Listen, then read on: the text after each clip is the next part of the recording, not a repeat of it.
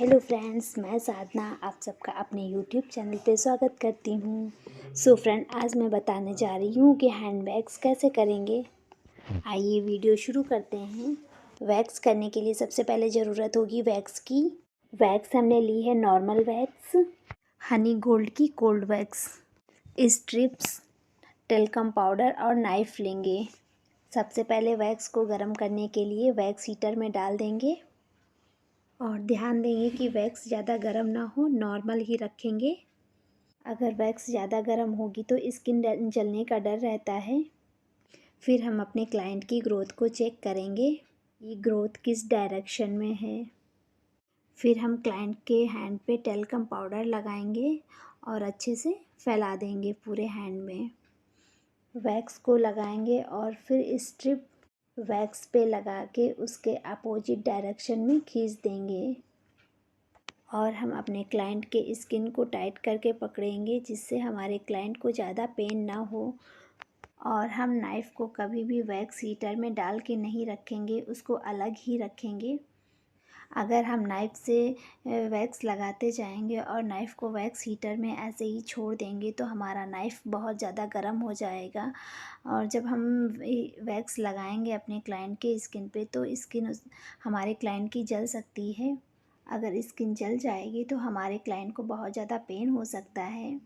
अगर आप बिगनर्स हैं तो आपको इन सब छोटी छोटी चीज़ों का ध्यान रखना पड़ेगा। और वैक्स को लगाते समय नाइफ़ को एक ही जगह पे होल्ड नहीं करना है। जैसे ही हम नाइफ़ में वैक्स लेंगे लगाने के लिए स्किन पे तो हमें तुरंत ही नाइफ़ को नीचे की ओर खींच लेना है, जिससे क्या होगा कि वैक्स बहुत अच्छे से लग जाएगी और स्किन जलने के चांस भी नहीं रहेगा। इसी तरह से हम एल्बो के पास भी वैक्स अच्छे से लगा देंगे, क्योंकि एल्बो के एरिए पे ब्लैकनेस आ जाती है, इसलिए वहाँ पे अगर वैक्स लगाएंगे तो वहाँ की ब्लैकनेस थोड़ी कम हो जाएगी और वहाँ पे क्लीन हो जाएगा।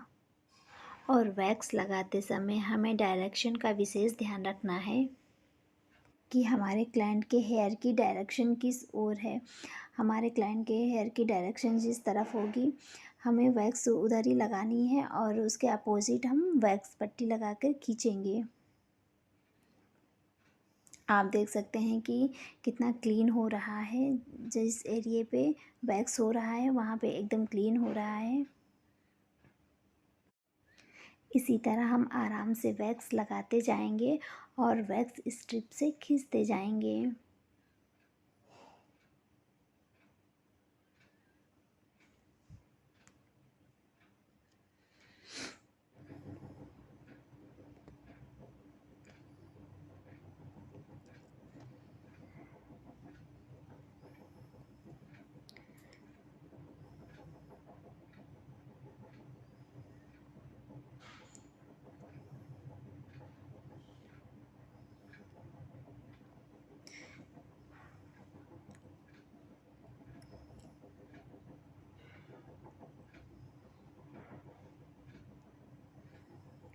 इसी तरह से हम फिंगर्स पे भी लगा देंगे। फिंगर्स पे जो हेयर होते हैं वो भी आराम से निकल जाते हैं और फिंगर्स एकदम क्लीन हो जाती हैं। जब हम साइड के एरिए पे करेंगे तो हाथ को थोड़ा सा हम ऊपर की तरफ ले जाएंगे और वहाँ पे तब वैक्स लगाएंगे, जिससे वहाँ पे हेयर जो होते हैं वो बहुत ही ईज़िली निकल जाते हैं, नहीं तो अक्सर वहाँ के हेयर छूट जाते हैं। इसलिए जब भी हम एल्बो के पास करेंगे तो थोड़ा सा हैंड को ऊपर की ओर करके ही वहाँ पे वैक्स लगाएंगे। अब हम दूसरे हाथ पे भी इसी तरह से टेल्कम पाउडर लगा देंगे और दूसरे हाथ में भी हम वैक्स उधर ही लगाएंगे जिधर हमारे हेयर की ग्रोथ की डायरेक्शन होगी और उसके अपोजिट डायरेक्शन में हमें स्ट्रिप को खींचना है। और हमें इस बात का ध्यान रखना है कि जब भी हम वैक्स पे स्ट्रिप लगाएंगे तो स्ट्रिप पे हम बहुत ही अच्छे से रब करेंगे। रब करने से क्या होता है कि वहाँ पे हेयर जो होते हैं बहुत ही आराम से निकल जाते हैं और टूटते भी नहीं हैं, और जो ब्लैकनेस वगैरह होती है, डेड स्किन और टैनिंग वगैरह जो भी होती है वो बहुत ही आराम से निकल जाती है। और हमें हैंड के साइड में जब हम वैक्स लगाएंगे तो हमें इस बात का विशेष ध्यान रखना है कि उस तरफ वैक्स बिल्कुल भी गर्म नहीं होनी चाहिए, क्योंकि वो एरिया बहुत ही ज़्यादा सेंसिटिव होता है, वहाँ स्किन जलने के चांसेस ज़्यादा होते हैं। जब भी हम वैक्स लगाएंगे तो स्ट्रिप पे बहुत अच्छे से रब करेंगे। उससे क्या होता है कि हेयर एक ही बार में आराम से निकल जाते हैं और टूटते भी नहीं हैं। और जब हेयर टूटते नहीं हैं तो हमें वहाँ पे बार बार वैक्स लगाने की ज़रूरत बिल्कुल भी नहीं होती है।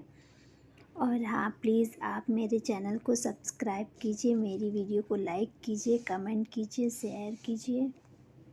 इन्होंने फ़र्स्ट टाइम वैक्सिंग करवाई है तो ग्रोथ काफ़ी ज़्यादा थी और टाइनिंग अच्छी खासी थी। और जब वैक्सिंग हो जाती है तो हैंड साफ़ सुथरा हो जाता है और देखने में बहुत ही सुंदर लगता है। इसी तरह से हम दूसरे हैंड पे भी जब हम साइड पे करेंगे वैक्स तो हैंड को ऊपर की तरफ ले जाएंगे और फिर वैक्स लगा के स्ट्रिप से खींचेंगे। जब हम इस तरह से वैक्स करेंगे तो हमारे हेयर बहुत ही आराम से निकल जाएंगे। और हम एल्बो पे ज़रूर लगाएंगे क्योंकि वहाँ पे ब्लैकनेस रहती है, जिस वैक्स लगा देने से ब्लैकनेस ख़त्म हो जाती है, काफ़ी हद तक ही ठीक ख़त्म हो जाती है। अगर हम इस तरह से छोटी छोटी बातों का ध्यान रखेंगे तो हमें वैक्स करने में किसी तरह की कोई दिक्कत नहीं होगी और वैक्स बहुत आराम से हो जाएगी। आप देख सकते हैं कि वैक्स पट्टी पे कितना ज़्यादा कालापन हो गया है, क्योंकि टैनिंग बहुत ज़्यादा थी, इसलिए पूरी पट्टी काली हो गई थी। फिर उसके बाद में वैक्स जब हम कर लेंगे तो एक गीले टिश्यू से हम उसको पोंछ देंगे और पोंछने के बाद उस पर हम एस्ट्रेजन या लोशन, मॉइस्चराइज़र या एलोवेरा जेल किसी भी चीज़ से हम लगा के मसाज हमें ज़रूर कर देनी है। मसाज कर देने से क्या होता है कि दाने वगैरह नहीं निकलते हैं। आप देख सकते हैं कि वैक्सिंग हो जाने के बाद इनके हाथ कितने साफ़ सुथरे और सुंदर दिखने लगे हैं। वैक्स करते समय जो बातें मैंने आपको बताई हैं, अगर इन बातों का ध्यान रखते हुए आप वैक्स करेंगे तो आपको वैक्स करने में किसी तरह की कोई दिक्कत नहीं होगी और वैक्स